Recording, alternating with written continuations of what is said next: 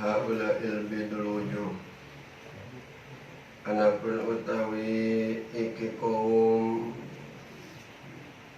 bidul wujuh iku wadas wajahne faqaumun lam yalbasu imanahum bizulmin.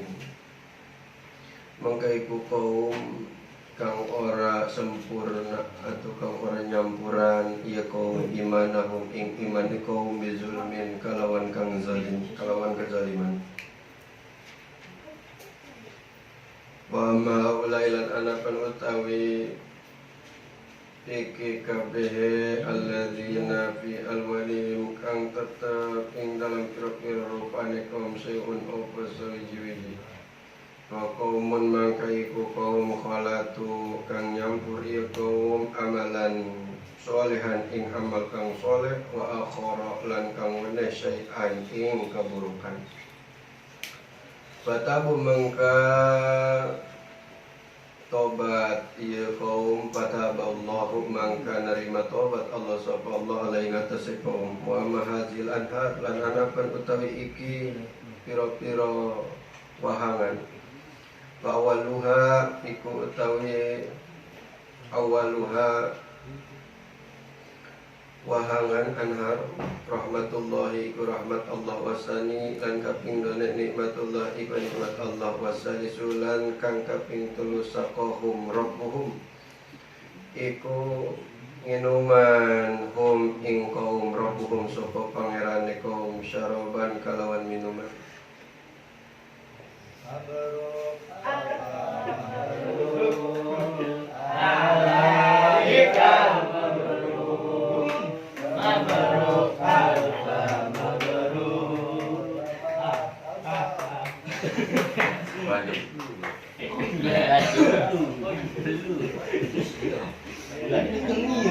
Jadi itu para guru-guru, ulama-ulama, kiai-kiai, para habaib zaman dulu tuh muridnya gitu.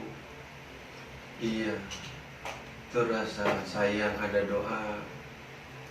Saya setiap nyuapin itu abang berdoa. Iya, nggak sembarangan ini nyuapin doa. Dulu di ulang tahun dulu sama disuapin semuanya malam Rebo, yang nyamperin semua malam Rebo satu-satu semuanya disuapin.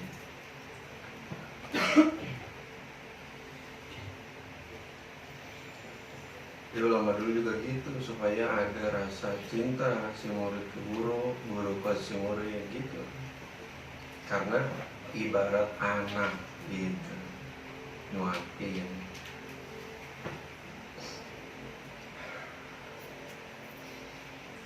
Makasih semuanya, kabulkan doanya, semuanya doain yang bagus-bagus, yang baik-baik.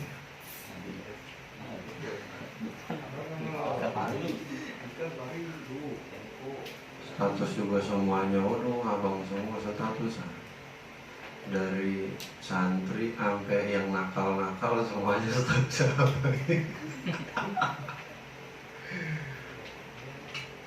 Alhamdulillah pada ini. Nah kitanya juga kudu ingat. Ya balik lagi ngaji.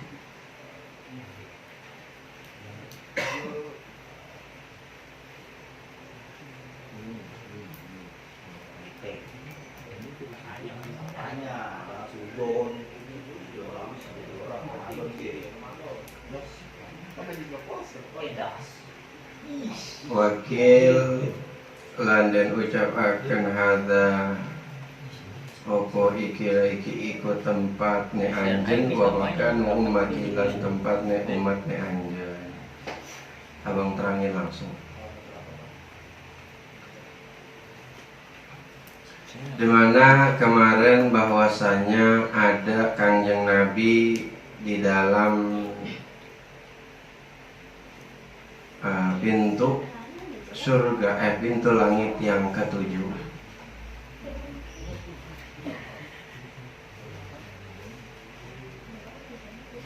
Itu Kanjeng Nabi ngelihat ada orang-orang yang mana wajahnya kayak kertas, dan ada orang lagi yang wajahnya terdapat sesuatu rupanya ada sesuatunya.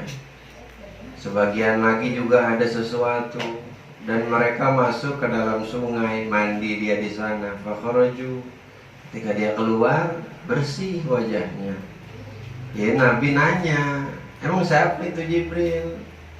Lalu sungai-sungai yang mereka tempat mereka mandi itu sungai apa? Kata Nabi begitu.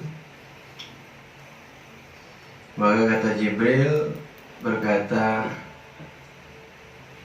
man haula'il bidul wujuh wa man haula'il ladzina fi alwanihim syai'un wa ma hadhil anhar allati dakhalu faqtasalu fihi faqal. Adapun wahai Nabi, kalaulah yang wajahnya seperti kertas putih, lam yalbasu imanahum bizulmin, itu adalah golongan atau sekelompok golongan orang-orang dari umatmu yang mana mereka itu beriman dan keimanannya tidak tercampur dengan kezaliman. Jadi orang-orang yang di alam dunia beriman, beribadah tanpa melakukan kezaliman, tetap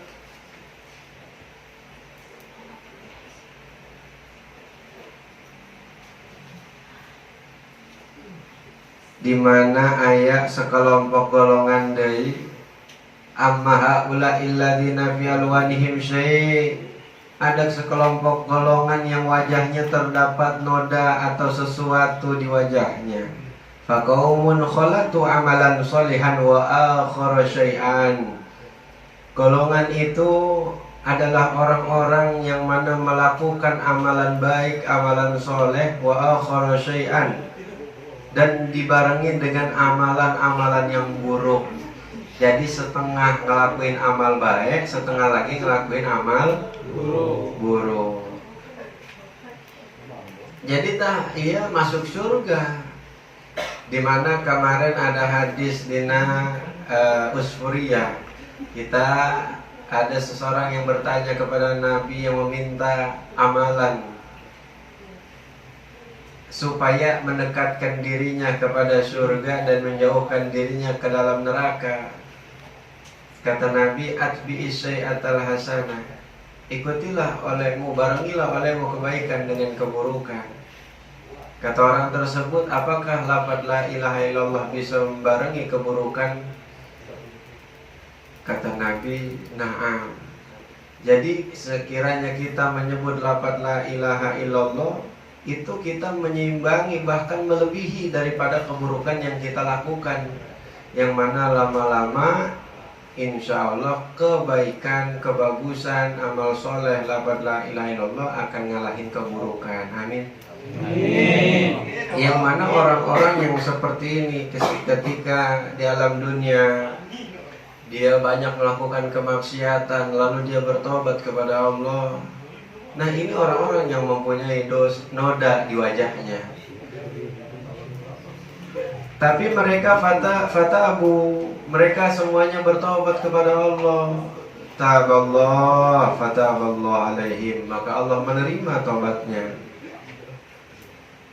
akan kaum tersebut.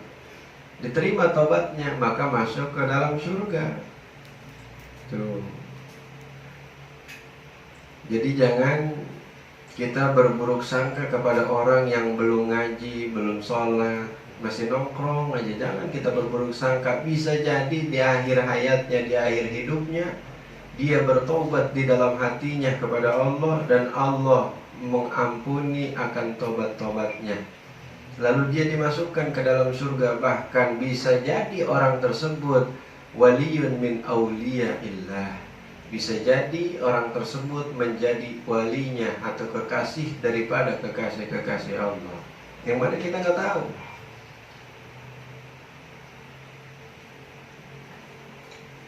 Kita melihat orang tersebut yang belum ngaji, belum sholat, masih ini, masih itu, jelek ini, ngelakuin itu, kita berbaik sangka aja. Dan kita yang udah melakukan kebaikan, ngaji, sholat, apa segala macam, puasa, wiridan, kita jangan merasa sombong dengan ibadah kita. Jangan. Takutnya kesombongan itu memasukkan kita ke dalam neraka. Nauzubillahi min. Iya. Karena sombong seseorang yang masuk surga dengan ibadahnya. Karena masuk surga itu dengan rahmat Allah. Rahmat Allah, kasih sayang Allah. Ibadah kita seperti apa sih? Sholat kita belum beres, puasa kita masih banyak tidurnya, ngaji kita masih banyak ketinggalannya, masih banyak buruknya, masih banyak jeleknya. Apakah itu bisa memasukkan kita ke dalam surga? Belum tentu. Yang mana sudah pasti memasukkan kita ke dalam surganya Allah adalah kasih sayang Allah, pandangan rahmat Allah. Jadi jangan merasa ibadah yang kita lakukan itu sudah sebaik-baiknya di mata Allah yang akan memasukkan kita ke dalam surga. Bukan, tapi karena kasih sayang Allah atau rahmat Allah. Maka adalah orang-orang yang seperti ini, yang mana dia beramal soleh, sholat, puasa, tapi dia juga melakukan keburukan. Tapi mereka semua diampuni oleh Allah.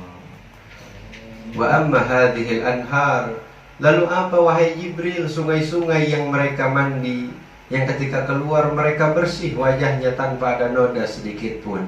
Kata malaikat Jibril, fa'awwaluha rahmatullah, kalaulah sungai yang pertama mereka mandi itu adalah rahmat Allah, kasih sayang Allah. Wasani nikmatullah, dan nikmatullah, dan kalaulah sungai yang kedua tempat mereka mandi itu adalah nikmat dari Allah. Wasalis, dan kalaulah yang ketiga tempat mereka mandi, saqahum rabbuhum syaraban tahuran, yaitu adalah air yang mana Allah minumkan air tersebut kepada mereka, syaraban tahuran, dengan minuman yang suci. Tuh, Masya Allah, luar biasa rahmat Allah. Pertama mereka dikasih rahmat, dikasih kenikmatan, lalu dikasih minum sama Allah. Orang-orang tersebut, orang-orang yang mana itu? Itu orang-orang yang tadi menyampurkan amal baiknya dengan amal buruknya. Segitu baiknya amal Allah, dikasih rahmat, dikasih nikmat, dikasih air minum yang suci di surga. Berarti luar biasa panghampura maha besar Gusti Allah. Sekiranya ayat dosa sebanyak buih di lautan, yang mana dosa eta bila mana ditulis, lautan menjadi tintanya dan daun-daunan menjadi lembaran kertasnya. Allah lebih besar dan lebih banyak pengampunannya daripada itu. Jadi jangan pernah berputus asa sekiranya kita melakukan dosa, terus meminta ampun kepada Allah, karena Allah maha penghampura dosa.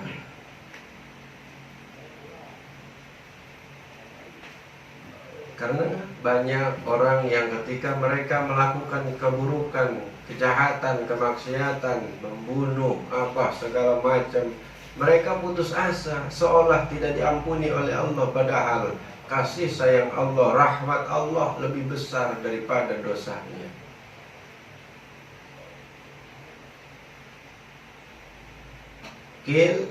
Dikatakan hadza makanuka wa makan ummatika. Kalaulah itu adalah tempatmu wahai Nabi dan tempat daripada umat-umatmu wahai Nabi. Itu tempat-tempat yang mana tadi digambarkan, itu adalah tempatnya Nabi dan tempat-tempatnya para umat-umat Nabi. Wa idzan huwa bi ummatihi syatraini syatrin alaihim, siyabun ka'annaha qaratisi wa syatrin alaihim siyabun rumdun fadakhala baital ma'mur wa dakhala ma'ahu alladhina alaihim asyabul bidu wa hujibal akharun alladhina alaihim asyabur rumdu.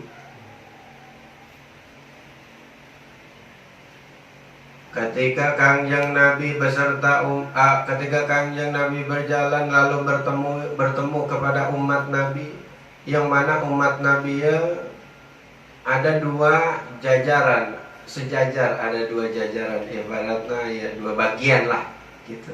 Kebagi jadi dua. Syatrin alaihim siyabun, Yang bagian pertama itu golongan-golongannya, bagian-bagiannya umat Nabi itu pada ada yang memakai pakaian, yang mana pakaiannya itu ka'annaha qaratis, pakaiannya itu bersih putih seperti kertas.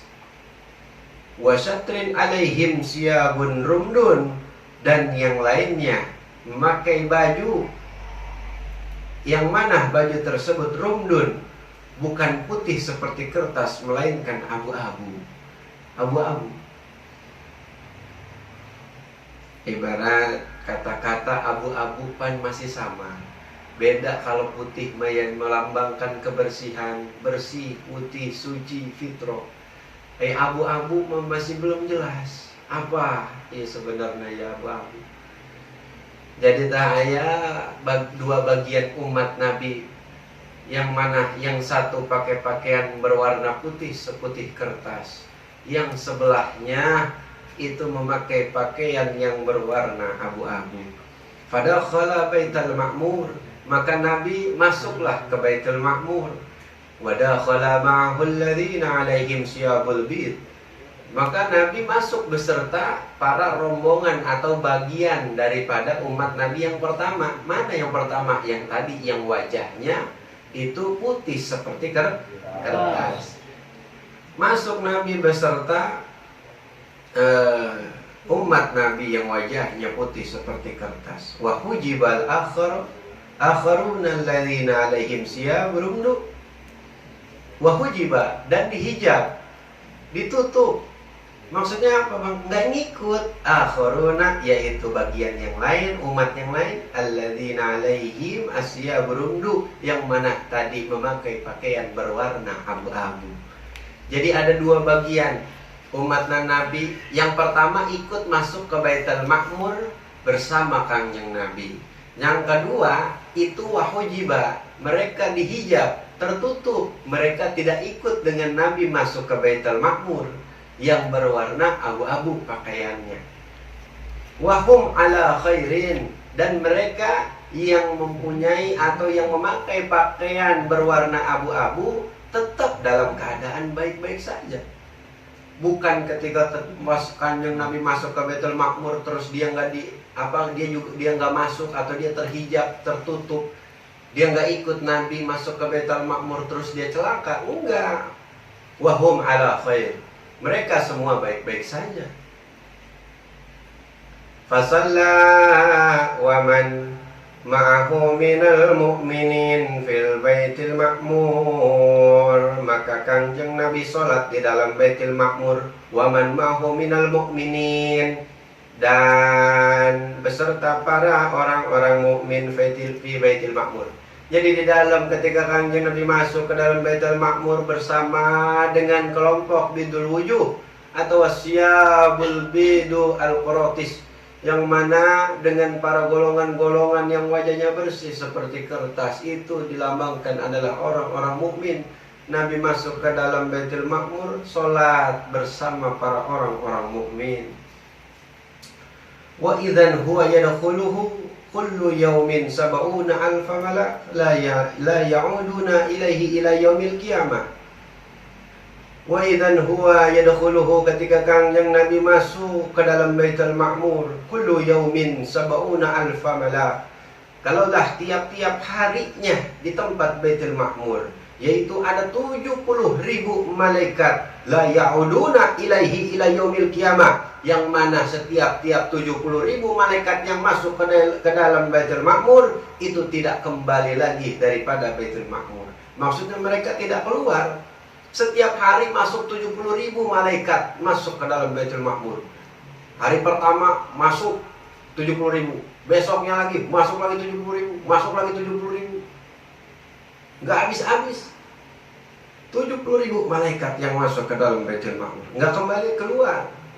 Wa annahu bihidha'il Ka'bah law kharra minhu hajarun la kharra 'alaiha akhiru ma 'alaihim.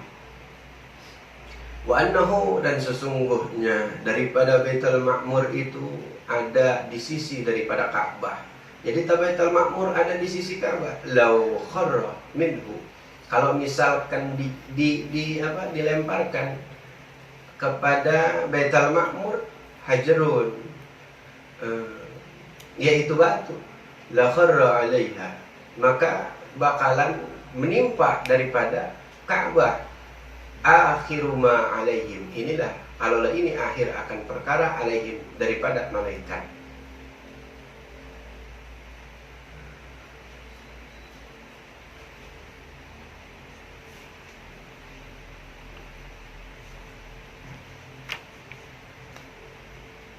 Wa fi riwayatin annahu uridat alaihi al-aniyah as-salasatu al-mutaqaddimatu fa akhadha al-laban fa sawwaba Jibril.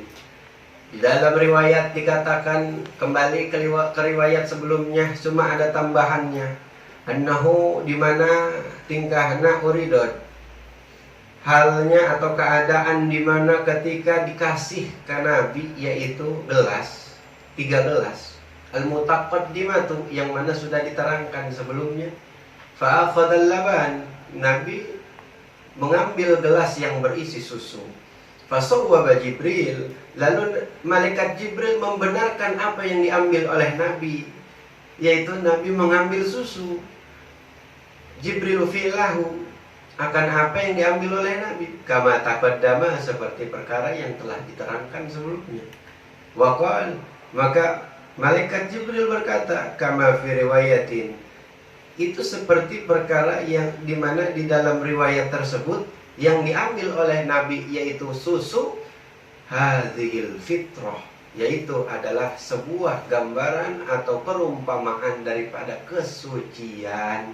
Bahwasanya ketika Kanjeng Nabi ambil gelas yang berisi susu, apa sebelumnya di riwayatnya mengatakan yaitu golongan-golongan atau umat-umat Nabi akan menjadi orang-orang yang suci, orang yang fitrah, allati anta 'alaiha wa ummati wa ummatika, yang mana engkau 'alaiha,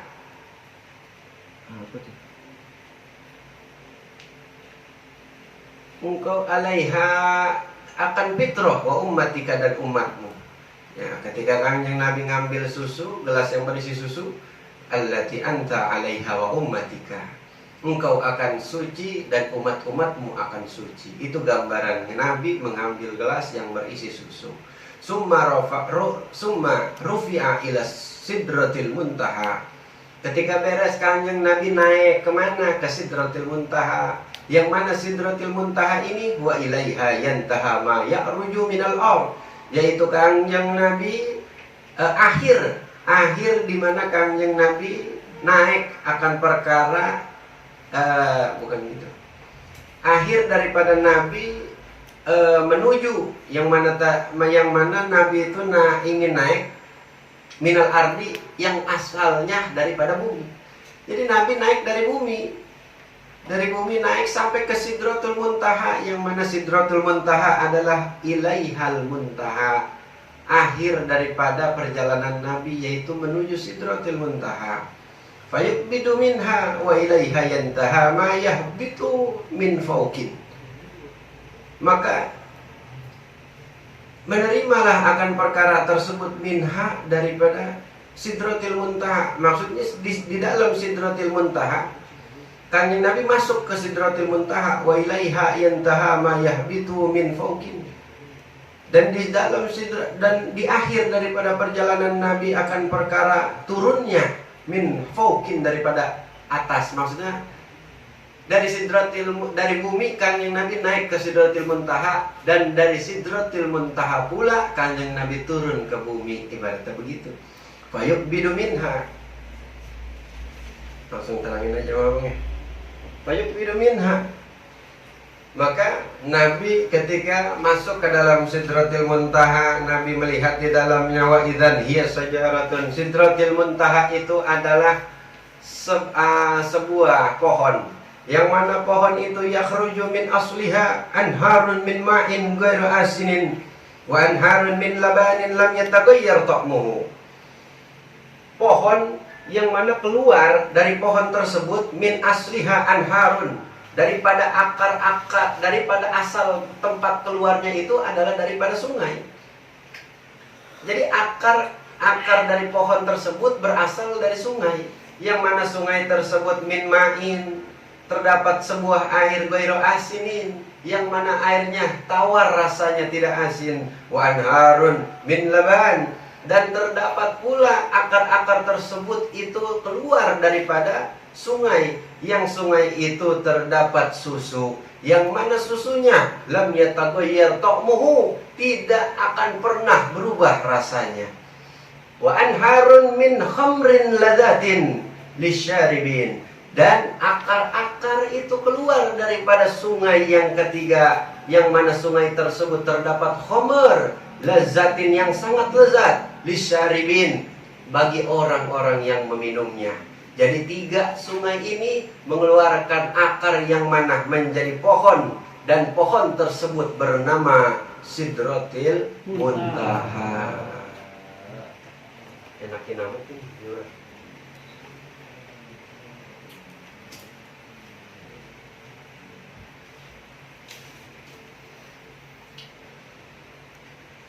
Wa anharun min asalin, lalu ada akar pula yang keluar, ada akar yang keluar dari sungai, yaitu sungai yang isinya terdapat madu. Usofan yasiru ar-raqibu fi zilliha sabaina aman la yaqta'uha, yang mana ketika sungai yang berisi madu itu dikelilingi dengan berjalan atau dengan menaiki sesuatu, fizilliha, di dalam naungan daripada sungai tersebut, itu tidak layak tauha, tidak akan pernah berhenti sampai 70 tahun. Nggak bakalan berhenti, maksudnya nggak berhenti itu nggak bakalan ada ujungnya sampai 70.000 tahun. 70 tahun. Maksudnya gimana sih bang? Misalnya nih, Lepai punya empang. Empang itu pengen ditelusurin, pengen dilihat sama Padil nih. Kata Padil, coba Pai, gue pengen tahu nih empang lu sampai mana sih, berapa hektar sih. Padil naik kuda, misalkan naik kuda nih, misalkan dimulai dari sini naik kuda. Ini empang Lepai nih. Naik kuda dari sini, ayo aja. Sama Padil dilihatin nih empangnya Lepai, terus baik ke sono sampai 70 tahun. Itu empangnya Lepai nggak habis-habis. Sampai ke sono terus baik 50 hektar, 100 hektar, 200 hektar. Masya Allah, saking panjangnya, yaitu sungai yang berisi madu. Jadi pohon atau Sidratil Muntaha itu berasal daripada sungai-sungai yang mana tadi disebutin. Jadi kan itu pohon, Sidratil Muntaha itu pohon. Pohonnya kan, pohon kan punya akar. Akarnya itu keluar daripada sungai-sungai yang tadi telah disebutkan. Beda-beda sungainya, bukan dari satu sungai, tapi dari banyak sungai. Wa idzan nabkuha masalu ulari hajarin. Dan kalaulah yang mana pohon atau Sidratil Muntaha itu terdapat buah, ada buahnya, dan buahnya itu mislu kulali hajrin, itu ibarat segedenya buah itu segede negara. Buahnya Sidratil Muntaha. Jadi pohon, jadi kalau ditanya Sidratil Muntaha apa sih? Itu adalah sebuah pohon yang mana berasal dari 4 sungai. Itu terdapat buah, dan satu buahnya itu sebesar negara. Buah gede benar buahnya. Satu buah itu sebesar negara.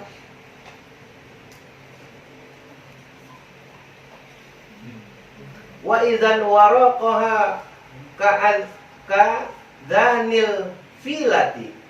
Dan kalaulah daun-daunnya, pohon pasti ada daunnya. Iya, daun-daun dari pohon Sidratil Muntaha itu seperti kadhanil filati. Itu seperti kuping-kupingnya gajah, daunnya. Kuping gajah kan gede, kuping gajah. Lu udah pernah ngeliat gajah dari langsung? Ngeliat langsung gitu? Pernah? Lepai udah pernah? Pernah? Tapi itu udah pernah? Pernah? Langsung, bukan di TV, bukan di YouTube. Langsung. Dia lu udah pernah dia? Ajak Adil Pak, Keragunan, 2,5 masuknya, apa goceng. Abang Keragunan dulu doang SMP. SMP PMI dulu abang Keragunan. Dia belum pernah Keragunan aja bahasa sekarang. Gimana kali Bang Keragunan? Aja nih, aja dong.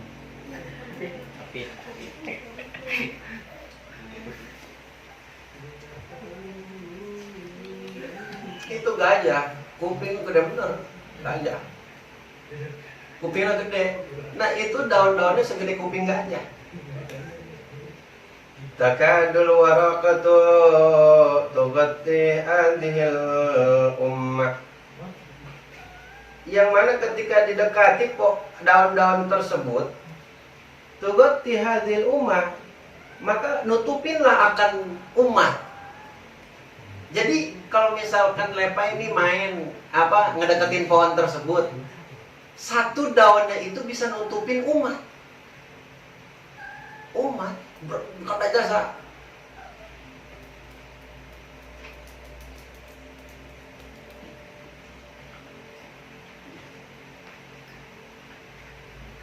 Gede pohonnya, iPhone yang ini ada kan kita di kita aja kan ada pohon yang kalau hujan ada yang bisa nutupin kita tuh ya. Iya, bukan pohon yang diludahin, Pak. Pohon yang diludahin tuh gitu, bulat tuh ludahnya dikasih koran gitu. Masa pulang aja begitu dulu. Main-mainin begitu. Dikatakan di suatu riwayat yang mana Nabi melihat Jibril inda sidrat.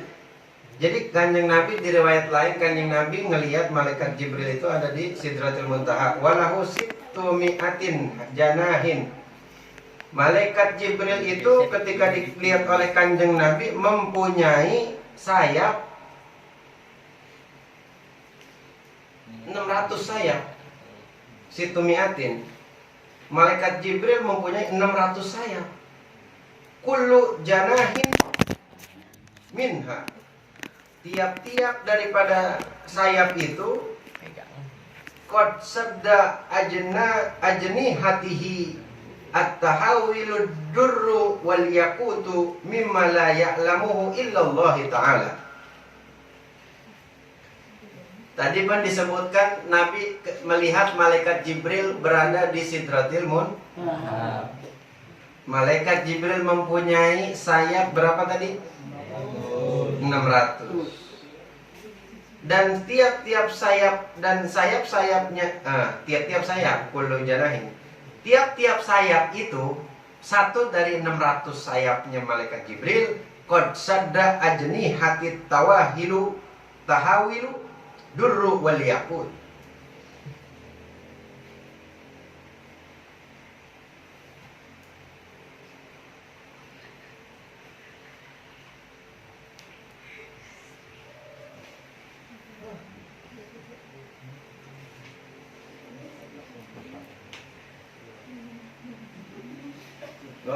Oh, ke ini pantesan nggak nyambung ke longkang.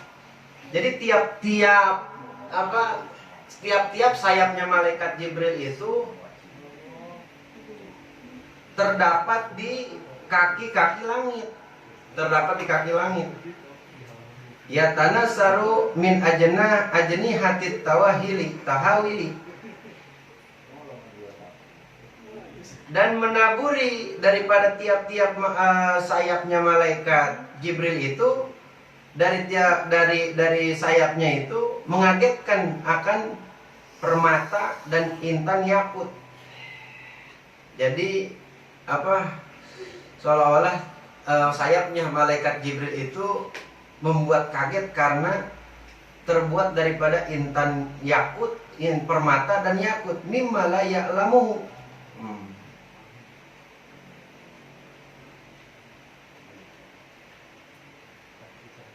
Iya begini, maaf. Jadi tadi ada 600, ulangin. Ya, malaikat Jibril mempunyai 600 sayap. Terus tiap-tiap sayapnya itu menutupi daripada kaki-kaki langit. Nah, di Sidratil Muntaha itu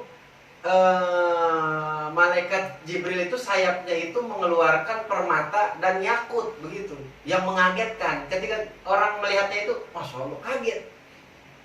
Kagetnya apa? Itu dari sayap keluar intan yang begitu indah, keluar intan yakut yang begitu indah, permata yang begitu indah, yang mana ayyan itaha min husniha, nggak bisa digambarkan keindahannya. Itu permata atau intan yang keluar dari sayapnya malaikat Jibril, mimma la ya'lamuhu illallah. Tidak ada yang bisa mengetahui perkara tersebut terkecuali Allah. Segitu banyaknya. Jumlahnya itu nggak ada yang tahu. Saking banyak itu. Permata intan-intan yang keluar dari sayapnya malaikat Jibril. Ini di satu riwayat nih.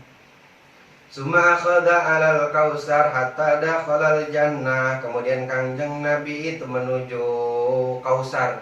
Hatta yadkhulal jannah. Kemudian Nabi masuk ke dalam surga. Yang mana di dalam surga fa'idha fiha mala aina ra'at wala adana sami'at wala khotoro ala qalbi bashar. Di dalam surga itu Kangjeng Nabi ibaratnya di dalam surga itu gambarannya mala aina ra'at. Mak di sini adalah kenikmatan. Kenikmatan yang ada di dalam surga. Kenikmatan yang ada di dalam surga itu la aina ra'at, tidak pernah dilihat oleh mata. La adana sami'at, tidak pernah terdengar oleh telinga. Wala khatara ala qalbi bashar, dan tidak pernah terlintas di hati-hati manusia. Faro'a ala babiha maktuban. Lalu Kangjeng Nabi ngelihat pintu, yang mana di pintu tersebut tertulis as-sadaqatu bi asri amsalihha. Jadi di surga ada sebuah pintu, yang mana pintu itu terdapat tulisan. Tulisannya apa? As-sadaqatu bi asri amsalihha wa qardu bisama ni'ata asyara. Tuh di pintunya tuh, di pintu surga tertulis begitu. As-sadaqatu bi asri amsalihha. Kalaulah sedekah itu ganjarannya 10 kali lipat daripada sedekah tersebut. Wa qardu, dan kalaulah hutang bisama ni'ata asyara, itu ganjarannya atau balasannya 18 kali lipat. Lah, kok banyakan yang orang hutang? Nih, ilmu lagi nih. Jadi sedekah sama orang ngutangin itu pahalanya banyakan orang yang ngutangin. Orang yang ngutangin bukan orang yang ngutang. Orang yang ngutangin ngasih utang gitu, orang yang ngasih utang. Iya. Misalkan Lepai sedekah nih, Padil Hafid minjem duit sama Padil. Hafid pahalanya gedean Padil, begitu. Ngutangin. Kalau tadi mah Lepai sedekah ke Hafid. Hafid minjem duit ke Padil. Padil ngasih. Nah, maka ini pahalanya besaran Padil. Padil mah 18. Kalau Lepai 10. Tuh. Orang yang ngutangin pahalanya lebih gede. Oh, berarti kayak pinjol pahalanya gede dong, Bang. Tuh. Bukan pinjol. Sama teman ada ribanya. Iya. Gade ya ribanya. Walaupun boleh. Iya, kita ngegadein barang nih, boleh hukumnya. Dulu kan Sayyidina Ali ngegadein baju perangnya buat beli makan. Iya. Buat beli sesuatu untuk dimakan. Boleh. Cuman yang bagaimana dulu ngagadenya. Jadi yang nggak boleh begini gambaran nih, misalkan Lepai punya HP, pengen beli apa gitu, terus digadein ke Padil, gua nggak ada HP nih 200.000. Kata Padil begini, oh ya udah, cuma ntar waktunya seminggu ya. ini kan 200.000, ntar lu ngambilnya 250. Nah, itu yang nggak boleh. Iya, 250, 50-nya itu itu nggak boleh. Sama kayak dulu abang pernah bilang, kita abang jual HP 200.000. Indri beli nih bang, udah Indri yang beli. Oh ya udah Indri, udah deal nih. Cuman HP-nya belum abang kasih. Tahu-tahu Pia ngeliat, bang ini HP abang mau dijual. Iya Indri. Iya Pai. Iya Pia. Udahlah, sini saya bayarin. Lah, udah di ini nama si Indri 200.000. Lah udah bang lah sama saya aja nih, saya kasih 230 dah. Tuh. Terus abang mau ngejual ke Pia. Nah, 30.000 yang abang terima riba. Jadi penyakit buat badan kita kalau kita makan itu duit.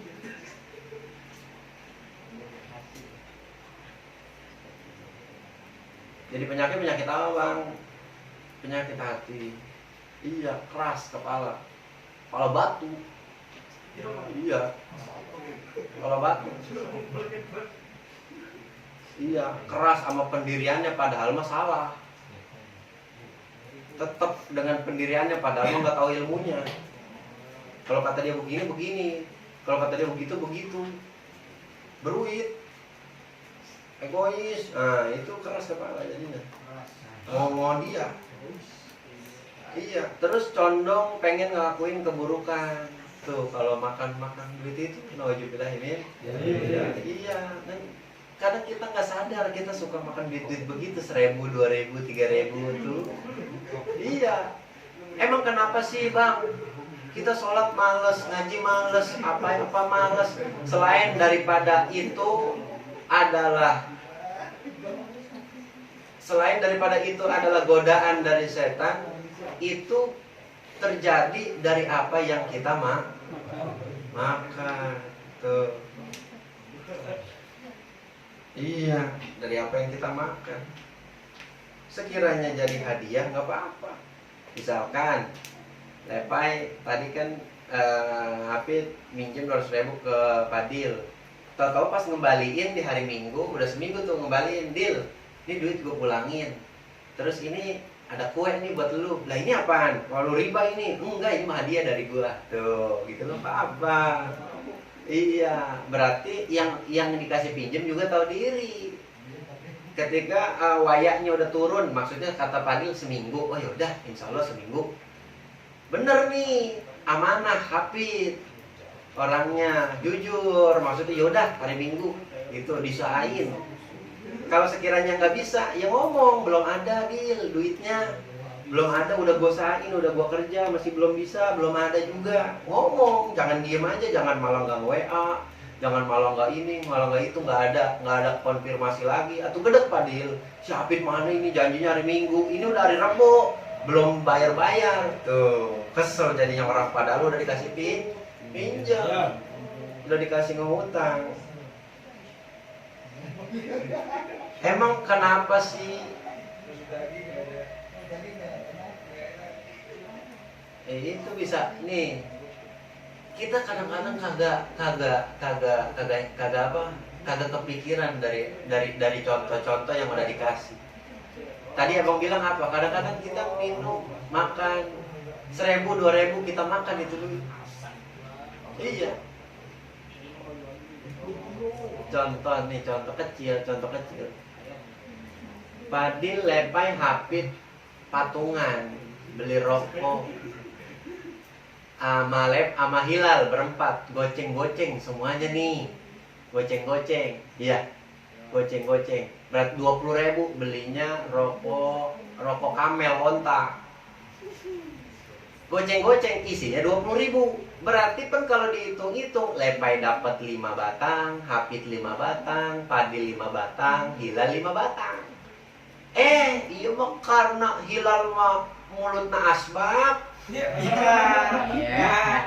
Padil baru ngisep 1, Hilal mah udah 3, Lepai baru ngisep 2, Hilal mah udah 4. Nah, lebih akhirnya tahu-tahu lah ini rokok udah habis saja kata Padil. ngomong isep udah habis aja, kata Lepai, no, habis sama Hilal. Nah, padahal mah goceng-goceng rata. Nah, nggak sadar kita tuh Oh, baik. ngambil begitu. Asli itu cerita, Bay. Iya, nggak sadar kita. Coklatnya beli 4, beli 5 gratis 1. Gratisannya minta lebih banyak. Coklat tadi banyakin, ininya dibanyakin, nggak sadar dah. Udahnya gratis, mintanya banyak.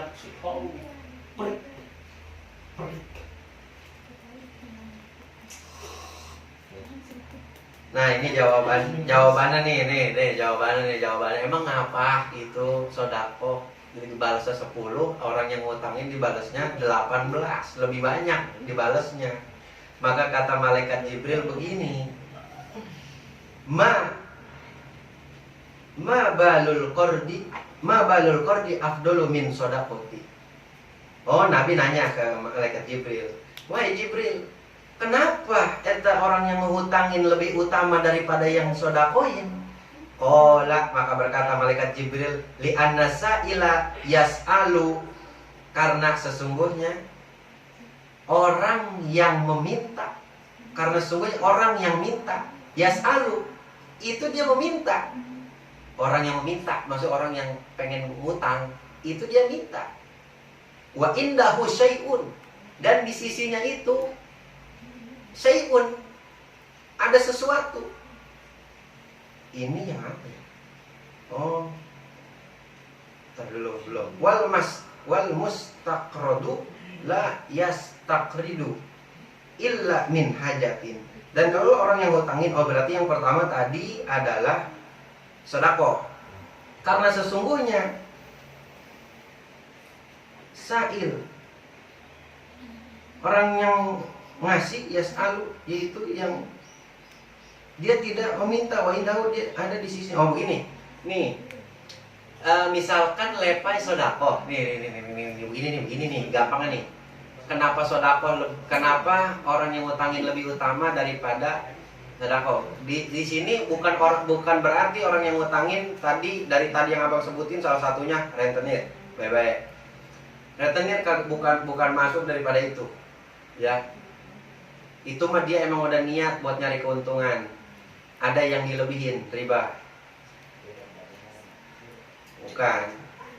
Ini mah orang yang kagak pengen ngutangin, tahu ada datang orang minta. Nah, dulu diterangin dulu.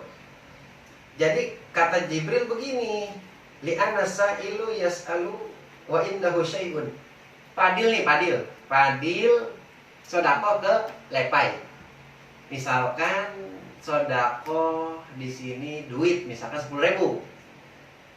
Pai, ini gue sodako ke lu 10.000, walaupun harusnya sebaliknya.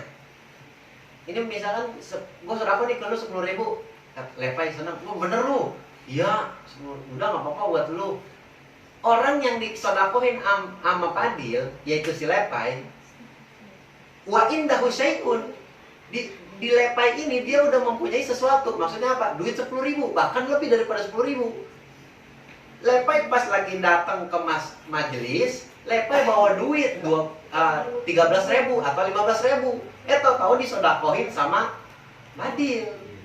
Ibaratnya sodakoh yang diterima itu, orang yang menerima sodakoh itu sudah mempunyai apa yang disodakohkan oleh Pak Padil tuh. Ngerti nggak? Ngerti nggak? Ngerti nggak? Nih, buat tangin lagi nih kalau ini. Nih. Sodakoh begini, sodakoh. Padil ngasih ke abang rokok. Nih rokok tadi. Koin tuh ngasih rokok, ngasih tadi siapa kali katanya tadi ngasih rokok. Abang udah punya rokok. Ngerti? Sodakoh. Ini sodakoh ke abang rokok sebungkus. Abang yang disodakohin udah punya rokok 2 bungkus. Tuh malah. Nanti sodakoh begitu. Tapi kalau orang yang ngutangin itu apa? Layak yastaqridu.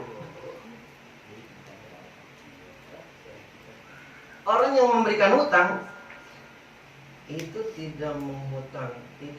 Orang yang ngutangin itu tidak menghutang. Illa, oh gini. Oh, kalau orang yang ngutangin itu tidak berhutang illa lihajatin, terkecuali dia dalam keadaan butuh. Tuh, maksudnya gimana? Padil minta duit 10.000 sama Lepai. Kenapa? Karena Padil itu tidak mempunyai uang 10.000.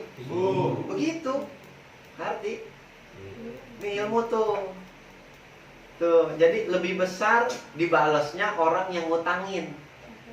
Tapi nggak ada niat ngutangin ke orang dengan apa? Melebihkan bayaran nantinya ketika dibalikinnya. Enggak. Masya Allah. Jadi kita sedekah. Berarti apa yang kita kudu duluin? Ngutangin. Kalau sekiranya ada keadaan tersebut terjadi pada diri kita, maksud misalkan Indri megang duit 1 juta.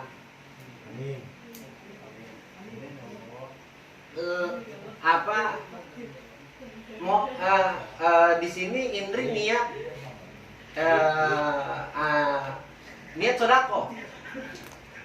Dia sodako ke Pia 200.000. Sodako ke temennya 200.000. Sodako ke saudaranya 200.000. Jihan datang minjem.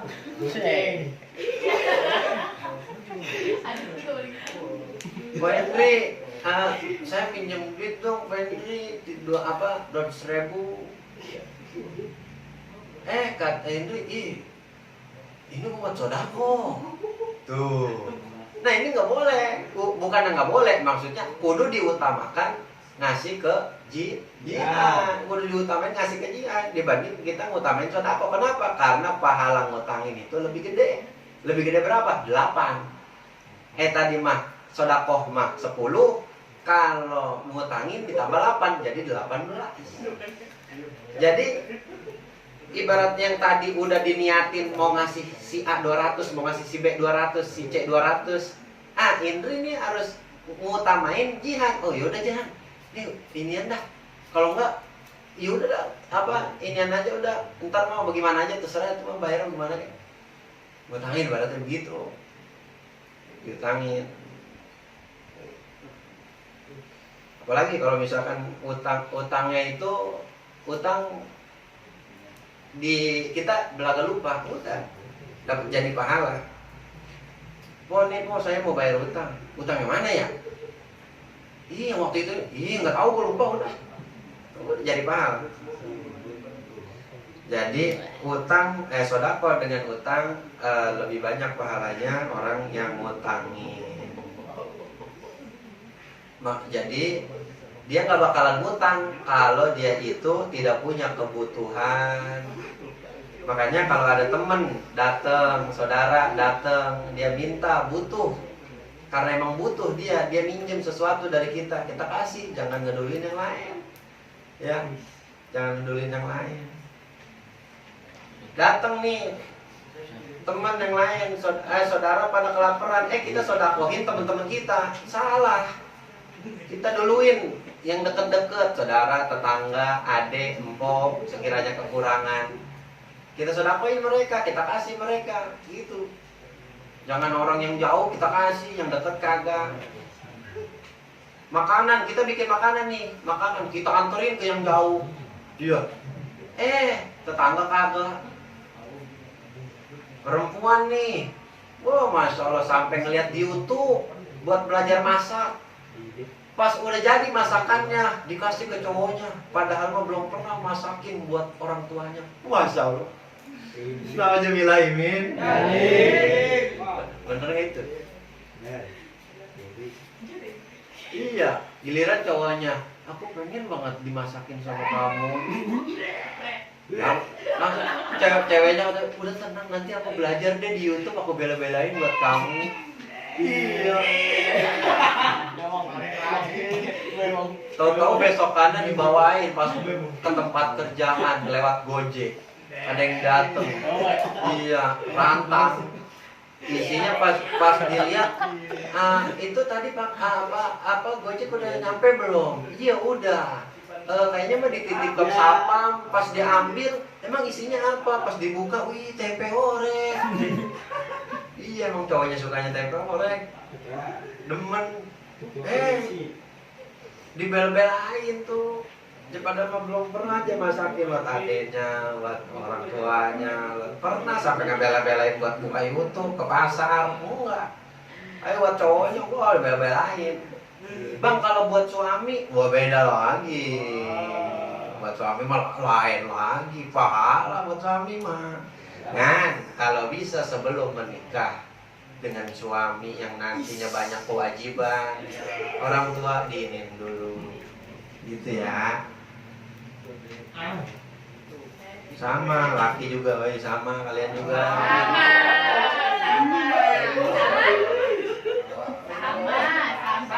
Semasa dibela sih mentang-mentang abang laki.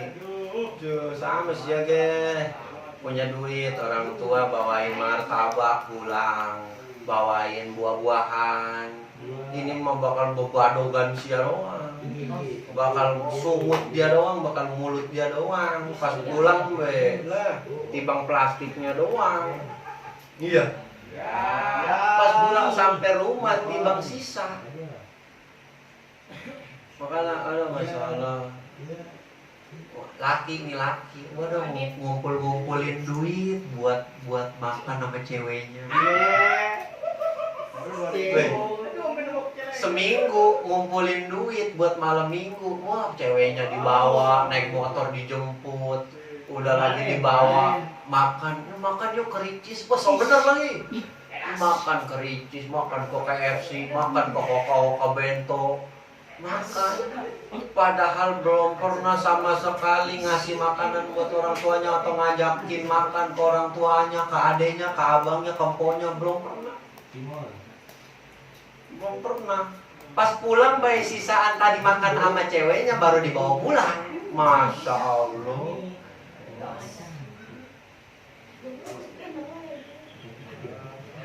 Makanya alhamdulillah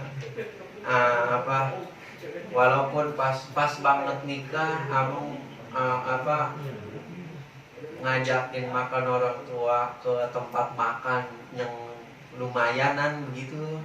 Yang lumayanan itu pas nikah tuh alhamdulillah punya duit. Ayo makan di anu.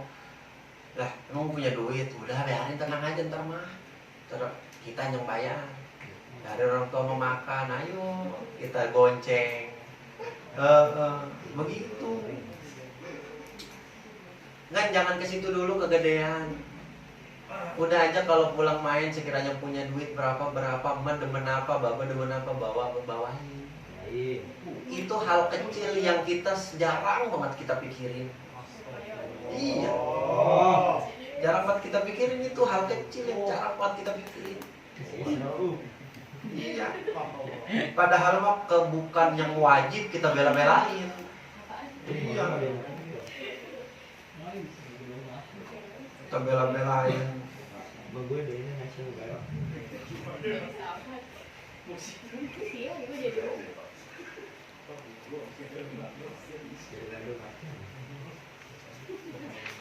Segitu aja wallahu a'lam bishawab. Ya Rabbi bil mustafa wal maqasidan ada dengar ya Rabbi